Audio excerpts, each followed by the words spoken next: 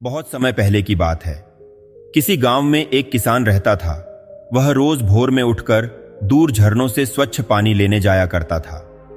इस काम के लिए वह अपने साथ 2 घड़े ले जाता था, जिन्हें वह डंडे में बांधकर अपने कंधे पर दोनों को लटका लेता था। उनमें से एक घड़ा कहीं से फूटा हुआ था और दूसरा एकदम सही था। इस वजह से रोज घर पहुंचते पहुंचते किसान के पास थोड़ा पानी ही बच पाता था। ऐसा 2 सालों से चल रहा था। सही घड़े को इस बात का घमंड था कि वह पूरा का पूरा पानी घर पहुंचाता है और उसके अंदर कोई कमी नहीं है। वहीं दूसरी तरफ फूटा घड़ा इस बात से शर्मिंदा रहता था कि वह आधा पानी ही घर पहुंचा पाता है और किसान की मेहनत बेकार चली जाती है। फूटा घड़ा ये सब सोचकर परेशान रहने लगा और एक दिन उससे रहा नहीं गया। उसने किसान से कहा, मैं खुद पर शर्मिंदा हूं और आपसे क्षमा मांगना चाहता हूं। किसान ने पूछा, किस बात से शर्मिंदा हो? शायद आप नहीं जानते, पर मैं एक जगह से फूटा हुआ हूं और पिछले 2 सालों से मुझे जितना पानी पहुंचाना चाहिए था उसका आधा पानी पहुंचा पाया हूं। मेरे अंदर यह बहुत बड़ी कमी है और इस वजह से आपकी मेहनत बर्बाद होती रही है।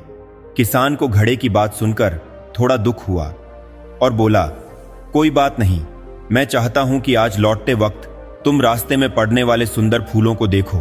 घड़े ने वैसा ही किया। वह रास्ते भर सुंदर फूलों को देखता आया। ऐसा करने से उसकी उदासी कुछ दूर हुई, पर घर पहुंचते पहुंचते फिर उसके अंदर से आधा पानी गिर चुका था। वह मायूस हो गया और किसान से क्षमा मांगने लगा। किसान बोला, शायद तुमने ध्यान नहीं दिया, पूरे रास्ते में जितने भी फूल थे वह बस तुम्हारी तरफ ही थे, सही घड़े की तरफ एक भी फूल नहीं था। ऐसा इसलिए क्योंकि मैं हमेशा से तुम्हारे अंदर की कमी को जानता था और मैंने उसका लाभ उठाया। मैंने तुम्हारे तरफ वाले रास्ते पर रंग बिरंगे फूलों के बीज बो दिए थे। तुम रोज थोड़ा थोड़ा करके उन्हें पानी देते रहे और पूरे रास्ते को इतना खूबसूरत बना दिया। आज तुम्हारी वजह से ही मैं इन फूलों को भगवान को अर्पित कर पाता हूं और अपना घर सुंदर बना पाता हूं। तुम ही सोचो, अगर तुम जैसे हो वैसे नहीं होते तो भला क्या मैं यह सब कर पाता? दोस्तों, हम सभी के अंदर कोई ना कोई कमी होती है, पर यही कमियां हमें अनोखा बनाती है।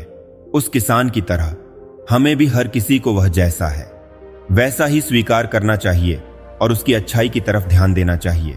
और जब हम ऐसा करेंगे तब फूटा घड़ा भी अच्छे घड़े से मूल्यवान हो जाएगा।